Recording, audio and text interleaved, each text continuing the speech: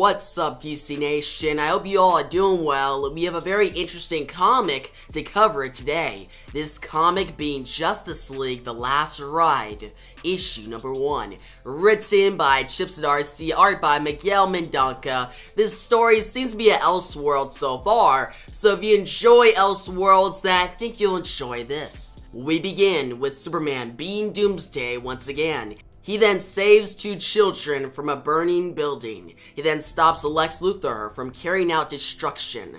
After a long night of saving Metropolis, he heads back to the Fortress of Solitude to spend time with his wife, Lois Lane.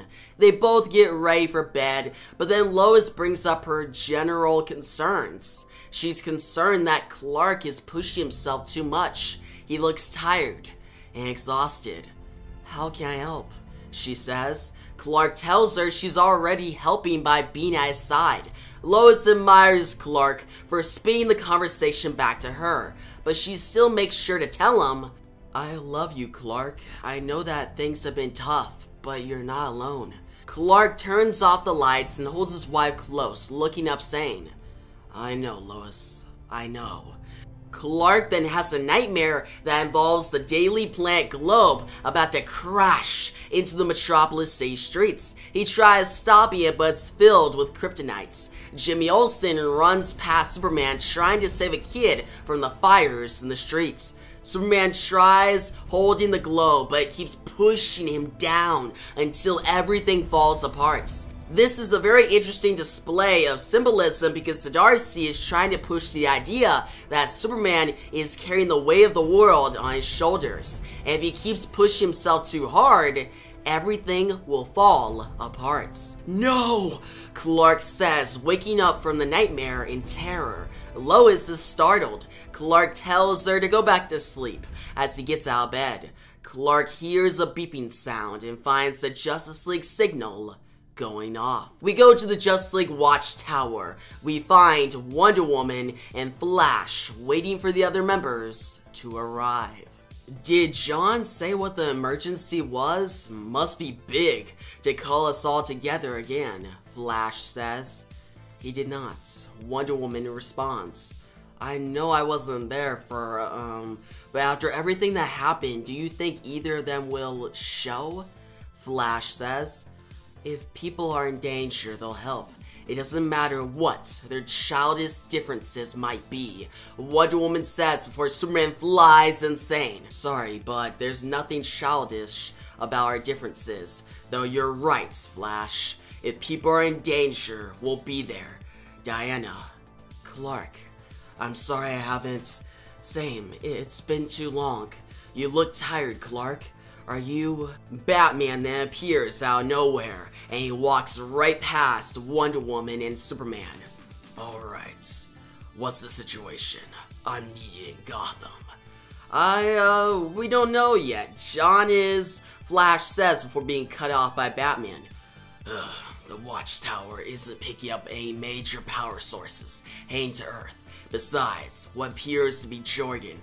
"No, Bruce. No, this isn't like old times," Superman says, stepping forward.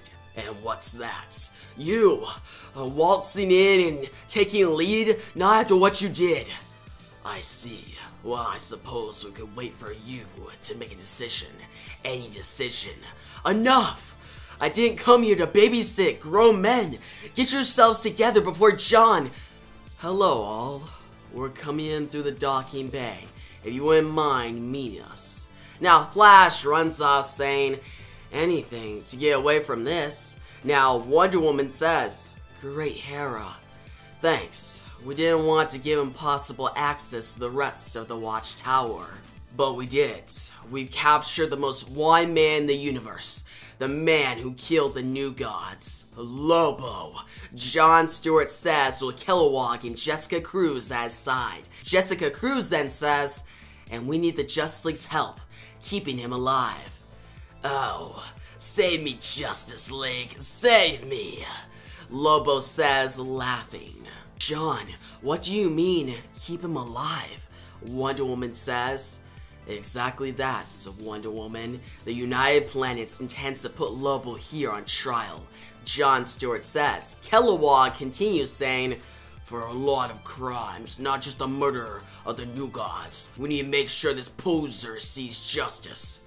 But that means keeping him safe from all his enemies. Jessica Cruz says, "You want to keep the May Man safe from his enemies?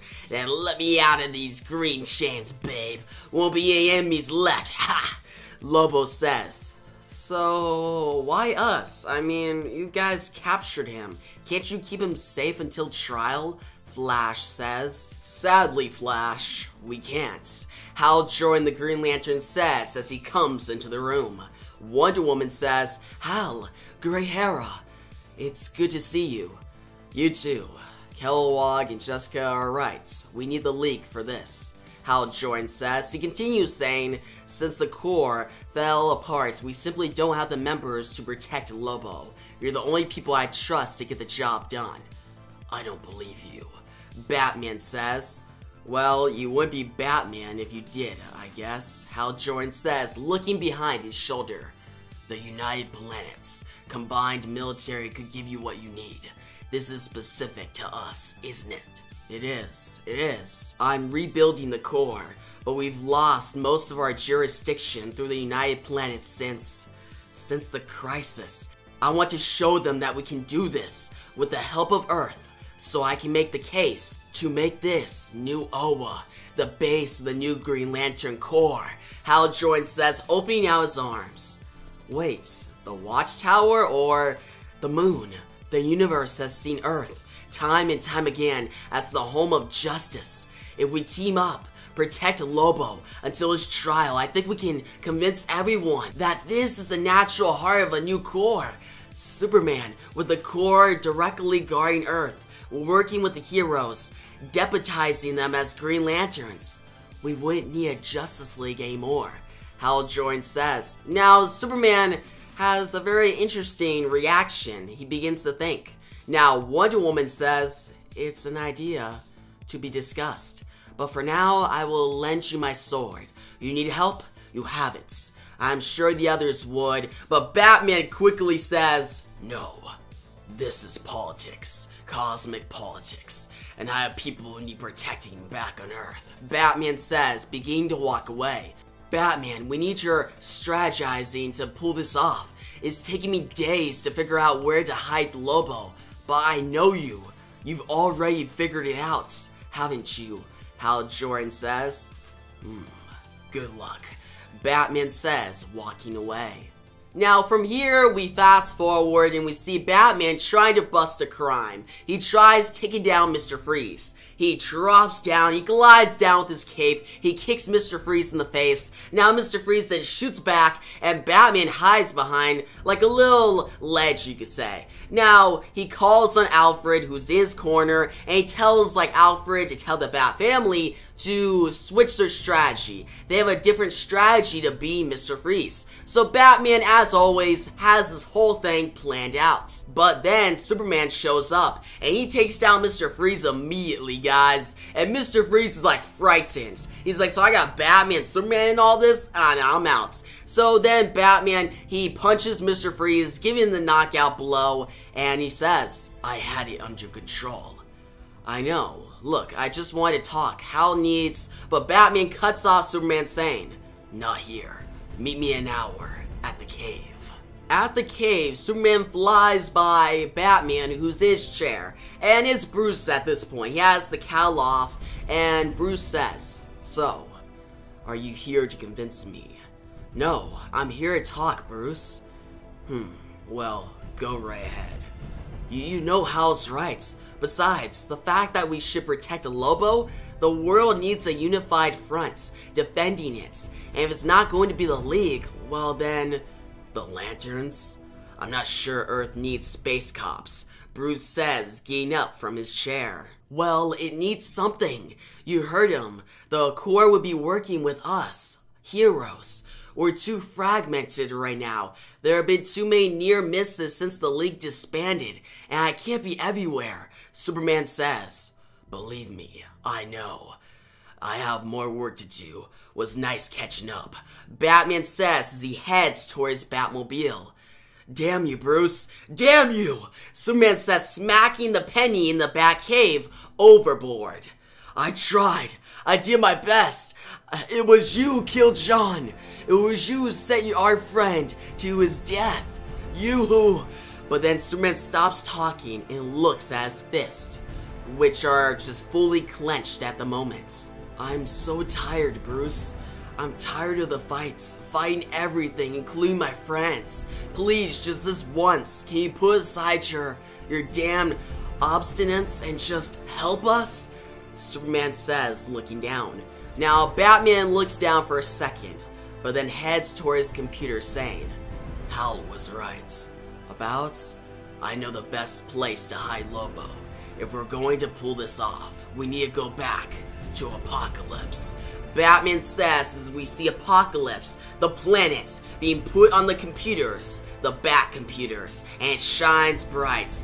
Batman and Superman are back to working together temporarily. They both have a goal that can unite the entire universe. And that is how we conclude issue number 1 of Justice League The Last Ride. And guys, I really enjoyed this issue. The artwork was great, the pacing was good, and there wasn't a lot of action. It was more dialogue, but Chip Zdarsky is known to make some really great dialogue, and he is not disappointed here. He's really great at showing these characters, and I really like the back and forth tension between Superman and Batman. It starts out the storyline on a very slow but very interesting notes, and I'm looking forward to see where it goes from here as we travel to Apokolips in the next issue. So yeah, I'm gonna give this issue an 8.3 out of 10. I recommend it, guys. If you like Chip Zdarsky, if you like the Justice League, if you want another interesting comic to get your local comic shop, then check this out. But yeah, guys, you tell me your thoughts on this issue down below. What did you think about it?